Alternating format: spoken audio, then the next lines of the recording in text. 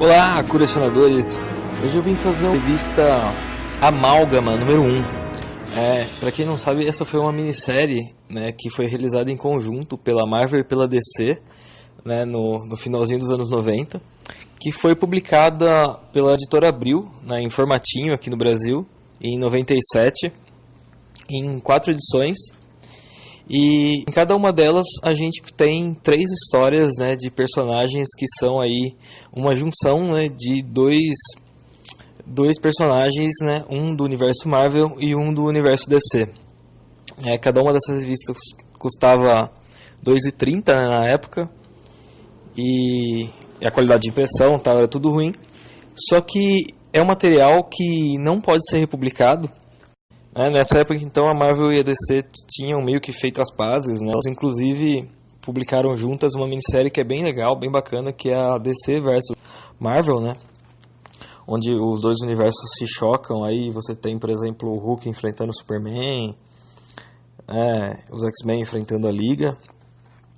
E enquanto rolava, né, essa minissérie de batalha, né, dos universos se enfrentando, surgiu esse universo aí onde era tudo interligado, né, e os personagens meio que coabitavam aí, né, o mesmo corpo. Então é uma historinha interessante, não é tão difícil de encontrar em sebo, porque naquela época, né, as edições mensais vendiam muito mais, né, então tinha muito mais gente que colecionava e consequentemente mais revistas aí que você pode achar antigas. E apesar de ser uma raridade, né, porque nunca mais vai ser republicado, né, pelo menos num futuro próximo. Inclusive tem aquela minissérie, né, do Jorge Pérez, que o Jorge Pérez desenhou e o Kurt Busiek, né, escreveu, Liga vs Vingadores, que é muito boa, é republicada por isso, né, porque esse pacto aí, né, que a Marvel tinha com o DC, né, esse tratado de paz aí não existe mais. Hoje elas têm uma rixa bem maior nos Estados Unidos e esse tipo de parceria não é mais possível, né? Então, uma das histórias é do mistura, né, do Batman com o Wolverine, e o personagem chama Garra das Trevas.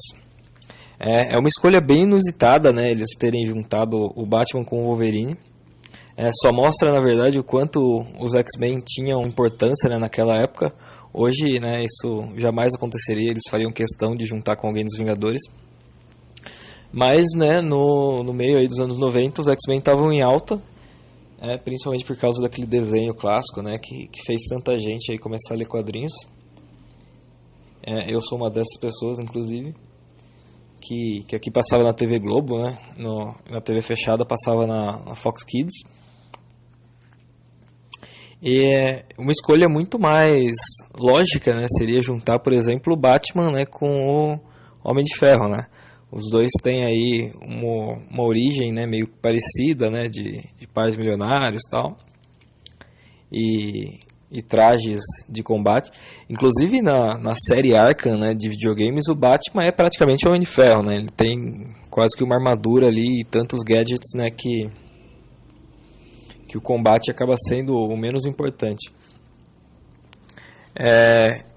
Então, aqui nessa edição a gente tem, né, esse Guerra das Trevas, é uma edição escrita essa historinha, né, escrita pelo Larry Hama, que escrevia Wolverine na época, e a gente tem como vilão uma mistura bizarra, né, de Coringa com Dente de Sabre, que é um personagem que eles batizaram de Hiena. Os desenhos são bem anos 90, assim, né, bem mal feitos, mais ou menos, né, não são realistas, né? Eles não respeitam muito proporção, não são mal feitos, mas não são tão bonitos quanto os de hoje em dia. Aí o vilão é esse Hiena, que é tipo um cara super forte com pelo verde nas costas e a cara do Coringa. Muito bizarro, muito bizarro. Aí o Garra das Trevas é praticamente o Batman, assim, com a máscara do Wolverine e com as garras do Wolverine. Também é um design muito bizarro. Uma coisa que ficou legal foi o Robin, né? O Robin eles juntaram com a Jubileu e a Pardal. E aí o uniforme até que ficou bem bonito, vai. E tem também uma mistura da Caçadora com a Carol Danvers. Então eles se juntam em uma missão para vencer o Hiena, que está tentando matar o presidente. São 20 páginas só, uma historinha bem curta, mas que é até que divertida só pela forma inusitada, né, que ela surgiu. Né, uma mistura aí, então acabou dando aí um resultado divertido. A segunda história já é da LJX, né, que seria uma mistura de Liga da Justiça com X-Men. E aí eles juntaram, né, o Namor com Aquaman, o Ciclope com o Ray, né. Tem umas misturas bem bizarras também. Tem a Fênix, por exemplo, está misturada com a Fogo, né, que é a Bia, aquela personagem brasileira, Fogo Verde da Liga da Justiça. E aí a historinha deles já nem é tão bacana. Meio bem bizarra. E apesar de ser escrita pelo Mark Waid, essa, né, dos X-Men com a Liga, é escrita pelo Mark Waid e desenhada pelo Howard Porter, né, que era a equipe de Liga da Justiça, né, na época. E aí a terceira história é do Demolidor, que é uma mistura de Demolidor, mulher com Terminator.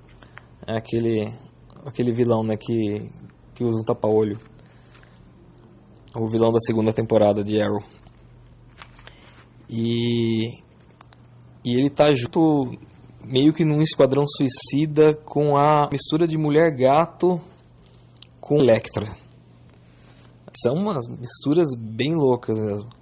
E aí já começa a história, né, com essa Mulher-Gato matando uma mistura de mercenário com pistoleiro.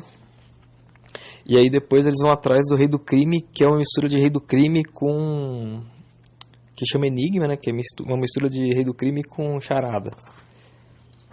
Aí o Demolidor morre e a Elektra, Mulher-Gato, vai tentar vingar ele. É uma história que chama Assassinas. O argumento é do D.G. Chichester e os desenhos, né, que talvez sejam de um cara mais conhecido do grande público aí, são do Scott McDaniel, que já fez bastante coisa pra DC também naquela época. Se eu não me engano, ele fazia Robin nessa época aí.